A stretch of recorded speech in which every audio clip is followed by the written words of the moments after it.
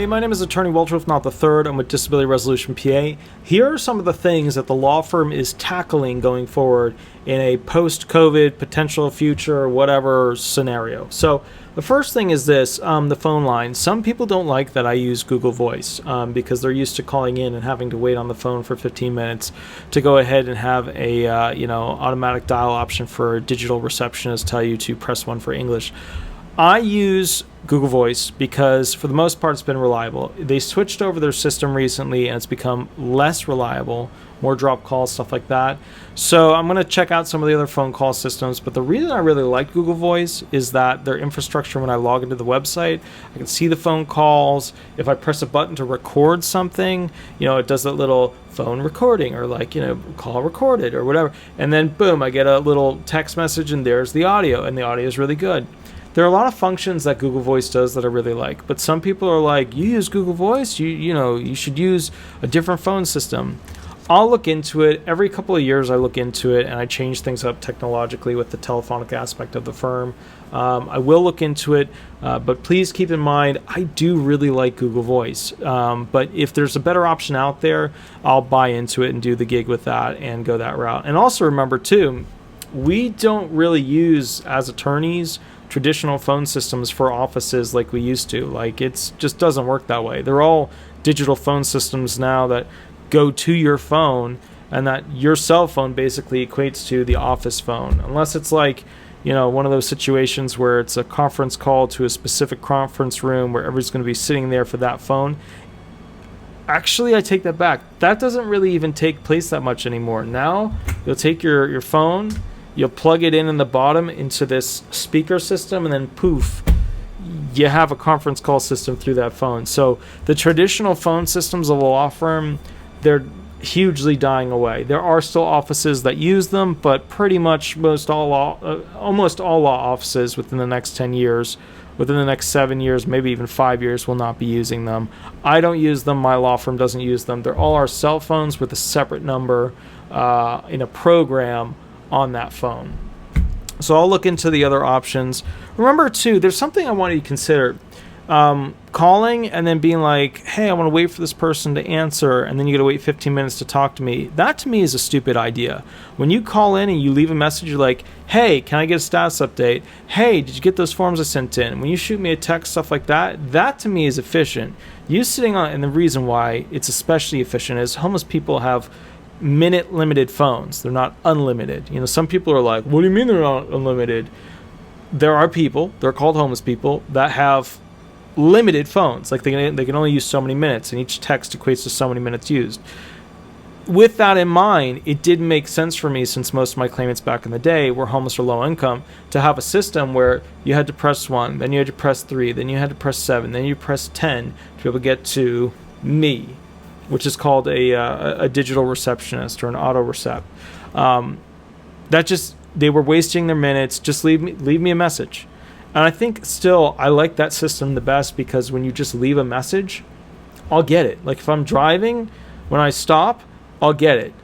Unless, of course, I answer and look at it. But anyway, the point is this. If I'm driving, I will stop, and then I'll look at it, I'll get to the next office, and boom, there's you. Hi. Can I get a status update? Here's my phone number. Here's my name. And then you guys never give me the last 4 of your social. I wish you would, because it would just make it easier for me to pull up the claim. But I'll, usually be able to just go into the vault system and find you either way. That's the phone system. All right, offices. When I started my law firm, literally, I had the opportunity of going and working for one of the law firms I had interned with to basically go ahead and essentially do an Orlando version of that firm. Okay, I did not take that opportunity because of personal reasons related to the person who would go ahead and inherit that firm.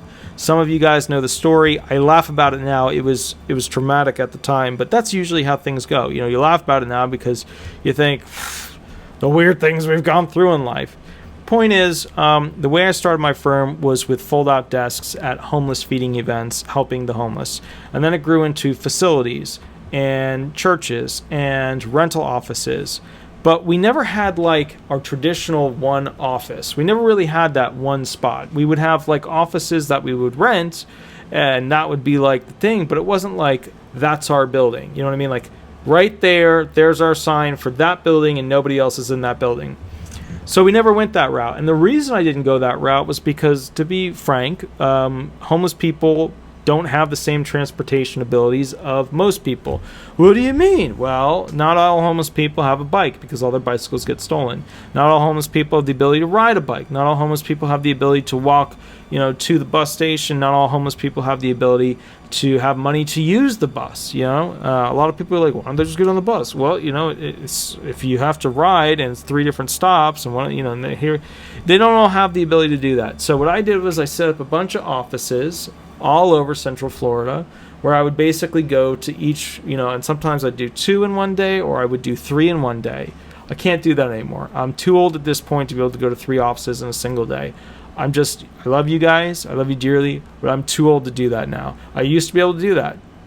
When I was in my early 30s, I could do that. When I was in my 20s, I could do that. I cannot do that anymore. I used to be able to set up a tent outside of these homeless help facilities and work with people on fold-out tables, and basically I'd help them there, and they'd be able to get right to it. And I used to be able to do that. I can't do that anymore. It would be 99 degrees outside in Florida. I'd be wearing wool pants. I would be sweating through the pants. I just can't do it anymore. I don't have physically. I can't do it. There's a lot of country miles on this body, is what I'm getting at. These are not cutesy city miles.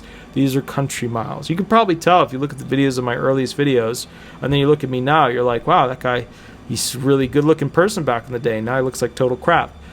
I can't do tons of offices in a single day. It's also a total waste of time to have to drive to all the different locations, which, I used to run hearing questions with people in the car, which I'm fine with, but I can't do 4 hours worth of driving and essentially, 8 hours to 9 hours worth of meeting with claimants. I just can't do that anymore. I am more valuable literally in a chair working with a computer than being able to just be in one spot. Which brings me to my point. I don't know what the law firm is going to do post-COVID. We're still in COVID. In Florida, they've lifted at the state level, ban restriction on masks, and we're starting to, Florida was never truly shut down. It was, but it really wasn't truly shut down. But other states, people that I represent in other states, their states are still shut down. You can't do anything. You can't go anywhere, which to me, I can't even imagine what that would look like because I didn't really see it in Florida. So the bottom line here is, I don't know. Maybe I'm just going to buy, because as I get older and I'm more tired and I can't be Superman and go do all these different office locations and stuff like that. And that evolved. And then I had a bunch of front office people, and I had people going and doing these offices for me. And I had more time where I could just sit down, write briefs and this and that. It evolved. But with COVID, one of the first things that happened was, and I'll be honest with you, I didn't take COVID as seriously as I should have and remember, there's 2 levels here. Young people, you didn't really need to take it that seriously because if they get sick, they probably didn't even know that they were sick. Some younger people got it and they were super sick, but that was an extreme rarity. Older people, older front office employees, they got it and they got really sick. And so that happened, which obviously changed how I viewed the whole corona thing. And then ironically, right as I was starting to go back to offices, because I was losing front office people like flies to a fire. It was just, they were going and there's nothing to do with it. They did not want to work with homeless people. And can you blame them? The bottom line is homeless people have a higher likelihood of getting essentially the virus and then transmitting the virus, and going to go meet with a high density population of homeless people at these different office locations where cleanliness wasn't always like the top thing, because some of them were in facilities that we didn't oversee the cleanliness. We weren't the people hired to clean it. We didn't hire the people to clean it. That just wasn't part of our rental thing with them. So Corona killed, I'm just going to be flat out straight honest with you because that's how I make these videos, killed off the grand majority of the front office employees that I have. So what we came down to is digital employees, like the whole digital, the online stuff, the this, the that. Back office employees, faxes, emails, ERE systems, vault systems, interacting with the SSA, interacting with phone calls incoming and outgoing. And then we have legal, who's going to do we've got a retired attorney doing the appeals, blah, blah, blah, blah, blah. These categories represented the people that I was able to keep throughout this process. But front office, I didn't really get to keep that. I didn't. When you go 2 years, which is essentially what we're at, right? We're almost at 2 years. But when you go basically 2 years, we're almost there. We're going to be there shortly. So we'll just say 1.5 years for right now. But when you go that length of time with not being able to utilize front offices, or at least have people do them, and then all of a sudden people who were doing them get really sick. And that was the ironic thing. I had an older person who was on front office get sick. And I was like, oh no, maybe is she really, really that sick? I mean, is she overplaying this? And then all of a sudden, one of the guards at one of the facilities that I go to got sick. And he was out for 14 days. I mean, like, no, I don't mean out. He was sick, like severely sick for 14 days. He was out for like almost 3 weeks. So there was a bit of a realization that I had to come to, that yes, this is a real virus. Yes, it is really bad, but only for some people, which is me hedging the whole yada yada. So going forward, I don't know what the office structure is going to look like. I may be doing some little offices like I did and then slowly building back up. I may be doing like one, like, that's our building. Like I bought that building and that's our building, and then having maybe like a homeless facility there and like a church office there, but not like tons and tons of program stuff and yada yada, where I'm constantly going out, or maybe I just go once every 3 months to just check in. And I don't know what it's going to look like. I don't know. I really liked being able to sit in one spot. I feel like I could get a heck of a lot more done. But the reality is that some of you guys really, really, really want to be able to see me, meet me, shake my hand, be like, hi, are you a human being? Yes, you are a human being. Cool, blah, blah, blah. There are certain things that will be better if you get to meet your attorney. If you have an in-person hearing, if you get to know your attorney's visual cues, like how they talk, what they're doing, how they interact with you, stuff like that. If they turn their body like this, what does that mean? That gives you an advantage in the hearing, unless you have a telephonic hearing. And then the best way to get the advantage is to understand their voice through a phone, which is all we're doing right now. And let me explain that whole thing. The Social Security Administration does not have, from what I'm seeing, enough administrative law judges. And the reason that's a problem is that a lot of training has to go into it. It's a highly specialized field. It's not like PI. It's not like all these, property law, wills, trusts, and estate. It's not like the classics. This is a highly specialized, unique, very small area of law. Okay, nobody sits there and goes. In most law schools, they do not have a class on Social Security benefits. They don't. It doesn't exist. So it's pretty much you got to intern for a couple people that do this to be able to get kickstarted into the right direction, and then there you go. So my point here is this, and then when they hit 45, you're looking at, could they be a judge? I'm not saying it could be any year. I mean, a 35-year-old could do it, whatever. But the point is this, these judges have been in this field for a while. Then they get transferred into becoming, a judge. Okay, so let's compare an administrative law judge or an appeals council judge to somebody that works at McDonald's. Somebody that works at McDonald's, most of the training you need is right at McDonald's, and you could do and learn most of the things that you need to do at that facility in 2 years. Let's give it 2 years. It could be less, but to get it down, to really understand it, let's say 2 years to really nail it, all the way through manager of that particular restaurant. Disability law, way more time to do it right, to have the experience. I mean, you could shove the knowledge into the person's brain within 6 months to a year, if they're at that doctorate level, Juris Doctorate, capacity. But the experience, how to battle with the attorneys as a judge, how to do that stuff, that's you got to intern with another judge. The judge has to intern with another judge. And I've been doing this long enough now that I've seen enough judges interning with other judges before they became official judges on the bench. I guess my point to this is the SSA does not have enough judges right now. So And then there's another big problem here, that most of those judges are older. We've seen, 6 judges with the Orlando hearing office either pass away or move on over the past, 2 years? So what we're seeing is the groups that are in their 60s, 70s, and 80s are mass retiring, passing away, or there's some sort of medical impairment that, swoops them out of being a judge.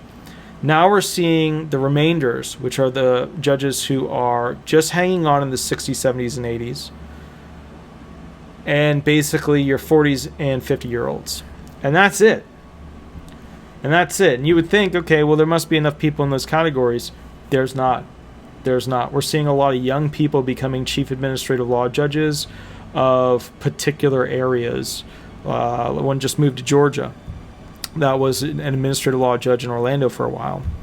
Another one moved to Jackson. My point to you is this. The younger judges, some of which, the ones that I saw interning haven't become chief ALJs, but the ones that were just starting when I was starting my law firm, they're now becoming chief administrative law judges of particular geographic regions. So the problem here is that it takes a while to get these people to really know how to do it right and do it well. And my focus with telling you this is that I don't know what's going to happen in the future. I might go and become an administrative law judge if they'd have me. I mean, I've said a lot of stuff on YouTube through these videos that's hard truth. Some of it is not pro-government, but it's almost always with the best interests of the people at heart. And I try to be very fair. And I want to tell you something that I told somebody the other day that shocked them. If you took one of these older judges that's been doing disability law about these hearings, if you took one of them and you said, okay, well, how experienced are they compared to me? Significantly more experienced, because all they worry about is they don't have to worry about sales, getting more clients, websites, advertising. They got the rule book, experience, the weird little things that happen. So for their niche, they are significantly more specialized, more experienced, etc. Even if they started in the field and became a judge when I started my law firm. Now, granted, I had years and years before that where I was working with other law firms, but the point is, even with that said, significantly more experienced. People are like, what do you mean? I thought you knew a lot of stuff and blah, blah, blah. Yes. But all they do all day are hearings and writing briefs. So they're very specialized. That shocked them. Because a lot of people think like, well, the attorney has to, the attorneys, granted, there are some older attorneys where they don't worry about any of that stuff and they just, whatever claim comes through the door, they just do that, and they're highly specialized because all they have to worry about is that. But a lot of these attorneys out there, they got to worry about other stuff. They got to worry about sales. Some older attorneys don't do that. All the sales stuff, the incoming is done through somebody else. I don't do that. I hate that. My big thing is if somebody wants to sign up with the law firm, I want to talk to them. And that's not just because I want to, I want to make them know that I care. That's actually not the reason. The reason is I want to know what's going to kill me in this claim. What's the silver bullet that's going to hit me in the face when we're sitting in front of the judge? I want to know how dedicated they are to making this happen. If they're just going to slough off it, and I tell people this too, if you don't want to do anything, if you don't want to work hard, if this is not important to you, go sign up with the big box firm. I don't want you. I do not want you. I've had a lot of you throughout the years. I've won a lot of those claims. That's cool, but I don't want them anymore. I don't need them. I get to pick and choose now. So the point is, I want people who are invested in themselves, because then my knowledge and advice goes way farther. All right, so anyways, back to the whole office thing. I'm technically going to 2 locations right now, but one of them isn't always open to the public. The other one is open to homeless/low income, which is the one on Dean and East Colonial in Orlando. And I don't know when I'm going to be going back to more offices. I would like to, but I have to be honest with myself. I'm much more efficient and helpful to more people when I'm in one location as opposed to having to drive all over the place. And the other side of the coin is too, I get tired a lot more easily now when I have to do a lot of driving, because I put a lot of miles on this body, and you probably noticed a bit of sleep deprived, difficulty with sleeping, and my face has changed and shaped, and I've gained a lot of weight as a result of that. But, but that's just who I am. I'm an overworker. I want to fix things and solve things. Hence, spaceconstitution.com, the future of humanity's rights and freedoms as they go into space. All right, the next thing people really want to see is PDF fillable 10-level system. We have somebody that we're going to be hiring on to go ahead and take those PDFs and then make them fillable. I don't have time to do that. I know how to do it. I don't have time to do that, so we'll have somebody do that for them. I tend to like handwritten stuff because it shows more than just typed stuff. And also because remember, if you have somebody with shaky hands and they have some neurological condition, that's evidence. And there's a lot of versions of how you can get evidence from hand-filled out stuff. The other thing is some of the forms require wet signature, especially in the G1, which are all of your initial filing stuff. Another thing, too, is that when you're able to type out answers, a lot of the judges look at that and they go, so they could type out all these forms, why couldn't they do a data entry job? So, I've been doing this long enough to know how things come out, All right, so those are the big three things that I wanted to talk to you about. The phone line, I'll check out the more pro ones where, hi, this is Disability Resolution PA. Please wait. Hi, would you like to choose one for English, choose two for more English, and then, would you like to talk with the following peoples or the following people? Do you have their specific, extension? Which I hate that. Just give them a phone number. I've never liked the extension game. I have a lot of reasons for that, but this is not that video. Office. I don't know when I'm going to be going back to full capacity offices. I can tell you right now I will not be going back to as many offices as I used to. I will probably, in the not too distant future, hire on a new front office person. But it takes 2 to 3 months to get that person to be trained just to do the basics. So, and I don't have the original front office people that I had because we're coming up on year 2 of not having front office. And PDF fillable, yeah. All right. Guys, I will catch you a little bit later. My name is Attorney Walter Ruthnauth III. I just wanted to give you kind of an update on the administrative functions of the firm, things that I think people will be interested in. Have an absolutely wonderful day, and please keep in mind, I'm almost done with spaceconstitution.com. After this video, and it's really late, I know that, I'm going to go ahead and cut off doing other stuff, and I'm just going to, for the next 2 hours, into the middle of the night. Actually, I can only do about an hour because I have to wake up at 6:45 to go pick somebody up in Christmas, Florida, who's going to help me with a mechanical thing. I'm going to put more effort into spaceconstitution.com because we're literally right at the end of that website being done. Have an absolutely wonderful day. If you want to catch up with me, 8 to 10 p.m. Eastern Standard Time. What else? Like, subscribe the channel, and I always appreciate those 5 stars. The links are below. Have a wonderful day, and thank you so much. Bye-bye.